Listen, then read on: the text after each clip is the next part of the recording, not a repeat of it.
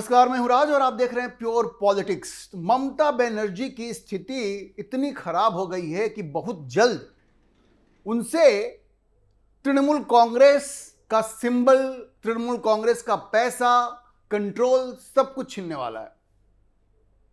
देखिए, पार्टी तो उनके हाथ से निकल गई है। पार्टी उनके हाथ से निकल गई है क्योंकि विधायक दल में उनका बहुमत नहीं रहा। विधायक दल ने अपना एक अलग ही ग्रुप बना लिया है। जो सांसद हैं उन्होंने भी अपना एक अलग ग्रुप बना लिया है। अब देखिए, 80 में से 64 विधायक वो अलग बैठ रहे हैं। वो कह रहे हैं जी हम तो ओरिजिनल तृणमूल कांग्रेस हैं। वैसे ही दिल्ली में 28 में से जो 20 लोकसभा में सांसद हैं वो कह रहे हैं जी हम तो ओरिजिनल तृणमूल कांग्रेस हैं। और राज्यसभा में भी 13 में से 4 लोग तो इस्तीफा दे चुके हैं और अभी और इस्तीफे होंगे। वैसे भी 13 में से 9 लोग बिल्कुल ममता बनर्जी के खिलाफ हो गए हैं, 4 तो रिजाइन कर चुके हैं।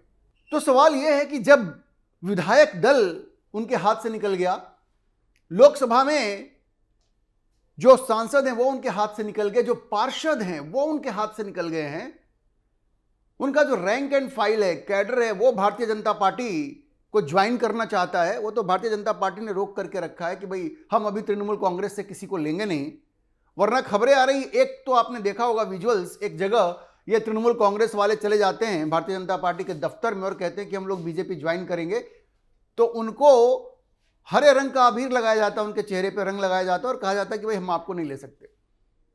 लेकिन वो बड़ा स्पष्ट है कि सारे तृणमूल कांग्रेस वाले भाग करके भाजपा ज्वाइन करना चाहते हैं। मतलब ममता बनर्जी के हाथ से तो निकल ही गया है ना। तो सवाल है कि क्या तृणमूल कांग्रेस पूरी तरह से ममता बनर्जी के हाथ से निकल जाएगी? क्या तृणमूल कांग्रेस का जो सिंबल है, उनका जो सिंबल है, क्या उनके पास रहेगा या उनके हाथ से निकल जाएगा? तृणमूल कांग्रेस का जो फंड है उसका क्या होगा? वो किसके पास रहेगा? क्या उस पर ममता बनर्जी का कंट्रोल रह पाएगा? जवाब यह है कि दोनों में से कुछ नहीं हो सकता। यह जो इनका सिंबल है, जोरा घास फूल, जिसमें कि 2 फूल आप देखेंगे और फिर उसके पीछे घास होता है, यह भी उनके हाथ से निकल जाएगा। और जो फंड है वो भी उनके हाथ से निकल जाएगा, क्योंकि अब मामला जो है वो इलेक्शन कमीशन में जाएगा। इनके जो विरोधी है, जो बागी पक्ष है, उसका केस बड़ा मजबूत है। उसके पास विधानसभा में बहुमत है, उसके पास लोकसभा में बहुमत है और ऐसा लग रहा है कि राज्यसभा में भी उनके पास बहुमत है और पार्षदों ने तो विद्रोह किया हुआ ही है। तो मतलब सब जगह से उनके लिए बुरी खबर है। और अब क्या होगा? अब यह मामला जाएगा इलेक्शन कमीशन में। वहां पे दोनों पक्ष जाकर के कहेंगे कि हम ओरिजिनल तृणमूल हैं, हम ओरिजिनल तृणमूल हैं, सिंबल आप हमको दीजिए। इस बात को लेकर के लड़ाई होगी। अब मैं आपको बताऊं कि पहले का जो इतिहास है वो क्या कहता है। पहले का इतिहास यह कहता है कि भाई टेस्ट 2 तरह से होता है। जब इलेक्शन कमीशन ये चीज जाती है, यह देखा जाता है कि लेजिस्लेटिव मेजॉरिटी किसके पास है, जो चुने हुए विधायक सांसद हैं वो किसके साथ हैं, और फिर यह देखा जाता है कि ऑर्गेनाइजेशन में पकड़ किसकी है। दोनों चीज देखी जाती है। समस्या क्या है कि ऑर्गेनाइजेशन में किसकी पकड़ ज्यादा है, इसका डॉक्यूमेंट ला करके देना और उसके हिसाब से साबित करना, यह अभी तक मुश्किल होता आया है। तो अपर हैंड या जीत उसी की अब तक हुई है जिसके पास सांसदों और विधायकों का बहुमत रहा है। मैं आपको उदाहरण देकर के बताऊंगा। प्रक्रिया क्या है? विधायक दल, सांसद, इसमें किसकी मेजॉरिटी है और ऑर्गेनाइजेशन पे किसकी पकड़ है। लेकिन ऑर्गेनाइजेशन पे किसकी पकड़ है इसको साबित करना मुश्किल होता है। तो अंत में फैसला इसी बात से होता आया है कि विधायक किसके साथ हैं, सांसद किसके साथ हैं। और इसलिए इस बिना पे ममता बनर्जी मुश्किल में है, क्योंकि ना उनके साथ विधायक हैं, ना उनके साथ सांसद हैं, ना उनके साथ पार्षद हैं। अब देखिए, मैं एक उदाहरण आपको एनसीपी का देता हूं, नेशनलिस्ट कांग्रेस पार्टी का। जब अजित पवार अलग हुए शरद पवार से, तो उनको सिंबल मिल गया। कैसे मिला? क्योंकि उनके पास क्लियर मेजॉरिटी थी। 81 विधायकों में से 51 विधायक उनके साथ थे और सिर्फ 28 शरद पवार के साथ थे। तो इसलिए यह माना गया कि वही ओरिजिनल एनसीपी है और सिंबल उसको मिल गया।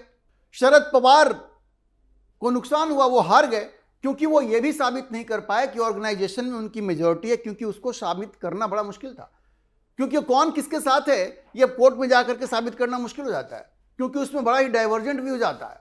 तो इसलिए जो लेजिस्लेटिव मेजोरिटी है उसी के दम पे यह फैसला हो गया कि अजित पवार के पास वो घड़ी वाला सिंबल शरद पवार का होगा। अच्छा, इसी तरह से 2023 में आप देखिए कि जब एकनाथ शिंदे और उद्धव ठाकरे के बीच में ये जो जंग हुई कि ओरिजिनल शिवसेना कौन है, तो फिर से ऑर्गेनाइजेशनल मेजॉरिटी जो है ना, उससे कुछ नहीं साबित हो पाया। कोई ये नहीं साबित कर पाया कि ऑर्गेनाइजेशन में पकड़ किसकी है। अंत में फैसला कैसे हुआ? अंत में फैसला इसी तरह से हुआ कि 18 जो एमपी थे उस वक्त शिवसेना के, उसमें से 13 शिंदे के साथ। शिवसेना का जो ओरिजिनल वो धनुष तीर वाला जो सिंबल था वो एकनाथ शिंदे को मिल गया। तो कहने का मतलब यह है कि अभी तक का इतिहास जो है वो ये बताता है कि जिसके पास विधायकों का बहुमत होता है और जिसके पास सांसदों का बहुमत होता है, उसी को सिंबल भी मिल जाता है, उसी को ओरिजिनल पार्टी मानी जाती है।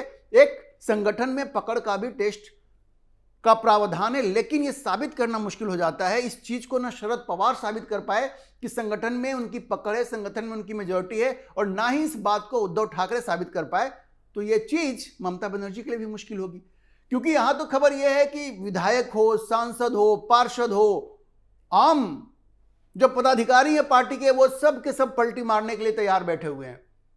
अगर ये कहती हैं कि ऑर्गेनाइजेशन में हमारी पकड़ है, तो उसको भी साबित करना उनके लिए बहुत ही मुश्किल हो जाएगा। तो पहले का जो प्रेसिडेंट है, पहले का जो इतिहास है, वो ये बताता है कि ममता बनर्जी के हाथ से पार्टी का सिंबल भी निकल जाएगा, ममता बनर्जी के हाथ से जो फंड है वो भी निकल जाएगा, पूरी तरह से उनके हाथ से ही निकल जाएगा। अच्छा देखिए, ये तो बात हो गई ममता बनर्जी की। पूरे विपक्ष में इस तरह का हताशा का माहौल है। तो ममता बनर्जी तो परेशान खैर है ही, उनके हाथ से बात ही निकल रही है। पूरे विपक्ष में हताशा का माहौल है और राहुल गांधी भी खासे परेशान है। उनको समझ में नहीं आ रहा है कि नरेंद्र मोदी के खिलाफ कौन सी रणनीति बनाई जाए, ये राहुल गांधी को समझ में नहीं आ रहा है। अब वो उसी रास्ते पे चल रहे हैं जिस रास्ते पे कि ये कॉकरोच चल रहे थे। कि कॉकरोच जो है ना, जो बुरी तरह से फेल हो गए हैं। दिल्ली में मुश्किल से 400-500 लोगों को जमा कर पाए, अब पुणे गए, उसके बाद वो लोग भी अलग अलग जगह जा रहे हैं, लखनऊ जा रहे हैं। उनके प्लान्स अलग अलग हैं, युवाओं को भड़काने का, भड़का करके सड़कों पे लाने का और नरेंद्र मोदी के तख्ता पलट कराने का। ये जो कॉकरोच जनता पार्टी ने जो कोशिश की, वही कोशिश अब राहुल गांधी करने वाले हैं। राहुल गांधी भी अब इस देश के छात्रों को, युवाओं को सरकार के खिलाफ भड़काना चाहते हैं, और अब वो कह रहे हैं कि हम राष्ट्रव्यापी छात्र कन्वेंशन करेंगे, राष्ट्रव्यापी एक तरह से वो आंदोलन करेंगे, एक तरह से वो बैठक करेंगे। किस चीज के खिलाफ? एग्जाम स्कैंडल के खिलाफ।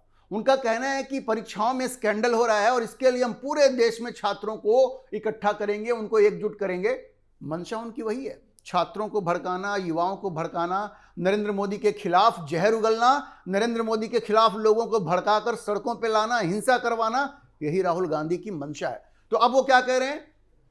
वो भी एक कन्वेंशन शुरू करेंगे कोटा से। 17 जून को वो कोटा में ये कन्वेंशन करने वाले हैं, 17 जून को। और उसके बाद उनका प्लान है कि लखनऊ में भी वो इस तरह का कन्वेंशन करेंगे, पटना में भी करेंगे, युवाओं को भड़काएंगे, सड़कों पे लाएंगे। मंशा वही है कि जिस तरह से नेपाल में तख्ता पलट हुआ युवाओं को भड़का के, बांग्लादेश में हुआ, श्रीलंका में हुआ, वैसे ही वो भारत में भी तख्ता पलट करना चाहते हैं। ये जो कुत्सित मानसिकता है, ये जो जहर वाली मानसिकता है राहुल गांधी की, वो फिर से सामने आ रही है।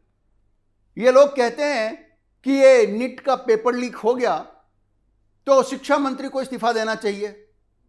चलिए ठीक है, आप मांग कर, लेकिन मुझे ये बताइए कि मनमोहन सिंह का जो कार्यकाल था 2004 से लेकर 2014 तक, उसमें तकरीबन 40 बार इस तरह के परीक्षा पत्र लीक हुए, तो किस शिक्षा मंत्री ने इस्तीफा दिया?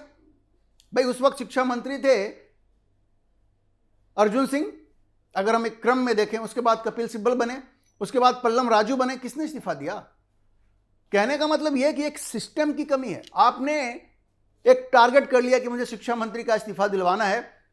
देखिए, आप एक पॉलिटिकल पार्टी हैं, आप मांग कर सकते हैं, लेकिन इसको मुद्दा बना करके छात्रों को भड़का करके सड़कों पे लाने की ये जो योजना है इनकी, और जो कि इंस्पायर्ड है नेपाल, बांग्लादेश और श्रीलंका से, ये तो ऑब्जेक्शनेबल है। इसको आप कैसे सही ठहरा सकते हैं? इसको सही नहीं ठहराया जा सकता।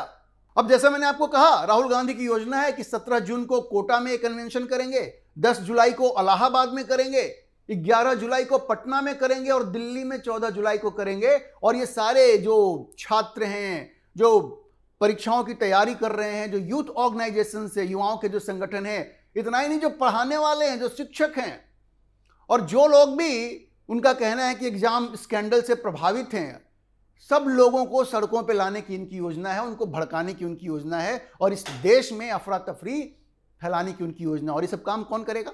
NSUI करेगी, यूथ कांग्रेस करेगी, PCC करेगी, DCC करेगी। अरे भाई, आपके संगठन में इतना दम होता तो आप सत्ता में नहीं आ जाते। ये सब जिन संगठनों को आप आगे बढ़ा रहे हैं, सब फुस हो चुके हैं, ये सब फूके हुए कारतूस बन गए। NSUI में कोई दम है? यूथ कांग्रेस में कोई दम है? ये सब क्या कर लेंगे? जनता खदेड़ेगी, खदेड़ खदेड़ के मारेगी आपको, अगर इस देश में आपने युवाओं को भड़का करके सड़कों पे हिंसा फैलाने की कोशिश की तो। आपको याद है ना, यहां भारत मंडपम में जिस तरह से ये लोग पहुंच गए थे, ये NSUI वाले जो लोग थे, वहां पे अंतर्राष्ट्रीय कन्वेंशन हो रहा था और कपड़े वपड़े खोल के वहां पहुंच गए थे, तो कितनी पिटाई हुई थी? पिटाई हुई थी ना। तो राहुल गांधी जी, ये NSUI और यूथ कांग्रेस के गुंडों को अगर आप इस तरह से भड़काएंगे तो जनता बढ़िया से इलाज करेगी। आपने देखा हुआ है कि इनके साथ क्या हुआ था। तो ये सब आप मत कीजिए। आप एक पॉलिटिकल पार्टी हैं, शांतिपूर्ण तरीके से अपना विरोध प्रदर्शन कीजिए। ये सब कि नेपाल और बांग्लादेश की तरह हम यहाँ तख्ता पलट करवा देंगे, क्योंकि आप मान चुके हैं कि नरेंद्र मोदी को आप वोट के माध्यम से नहीं हरा सकते, तो गुंडागर्दी करके हराइएगा, हिंसा करके हराइएगा। ये समझिए कि नरेंद्र मोदी को इस देश की बहुसंख्यक जनता का समर्थन हासिल है, और अगर आप सड़कों पे उतरेंगे तो नरेंद्र मोदी के लोग क्या सड़कों पे नहीं उतरेंगे? तो आप इस देश में गृह युद्ध करवाना चाहते हैं। आप जो इस तरह की बयानबाजी करते हैं कि लोकतंत्र खत्म हो चुका है, इलेक्शन कमीशन बिक चुका है, जुडिशरी बिक चुकी है, तो सिर्फ आप ही एक शरीफ आदमी है क्या? और जनता अगर आपकी बात को मानती तो 3-3 बार आपको इतनी बुरी तरह से रिजेक्ट नहीं करती। तो राहुल गांधी को होश में आना चाहिए, और तख्ता पलट की जो भी उनकी कोशिशें हैं, विदेश जाके कहते हैं कि भारत में हस्तक्षेप करो, भारत में लोकतंत्र की हत्या हो रही है, विदेशी हस्तक्षेप आप चाहते हैं, ये जॉर्ज सोरोस के इशारे पे आप भारत में तख्ता पलट करवाना चाहते हैं। भारत की जनता आपको बढ़िया जवाब देगी और आपको पछताने का मौका भी नहीं मिलेगा। तो देखिए, विपक्ष में पूरी हताशा का माहौल है। ममता बनर्जी के हाथ से तो पार्टी निकल रही है, पार्टी का सिंबल निकल रहा है, फंड निकल रहा है। जैसे कहते हैं ना कि आदमी सड़क पे आ जाता है, तो ममता बनर्जी की वही स्थिति है। और दूसरी तरफ ये राहुल गांधी इतने हताश हो चुके हैं कि युवाओं को भड़का करके परीक्षा के नाम पे सड़कों पे लाने की कोशिश कर रहे हैं, लेकिन उनकी ये मंशा भी नाकाम होगी। और राहुल गांधी नरेंद्र मोदी के तख्ता पलट की जो साजिश रच रहे हैं, उनका जो सपना है वो सिर्फ सपना ही रह जाएगा। इस देश की जनता और इस देश के युवा उनको जबरदस्त और भरपूर जवाब देगी। अभी के लिए इतना ही। हम इस खबर पर नजर बनाए रखेंगे और आपको अपडेट करते रहेंगे। इस विषय पर आप क्या सोचते हैं, अपनी राय कमेंट बॉक्स में जरूर लिखें। और अगर आपको वीडियो पसंद आया हो तो आप इसे लाइक करें, शेयर करें और हमारे चैनल को सब्सक्राइब जरूर करें।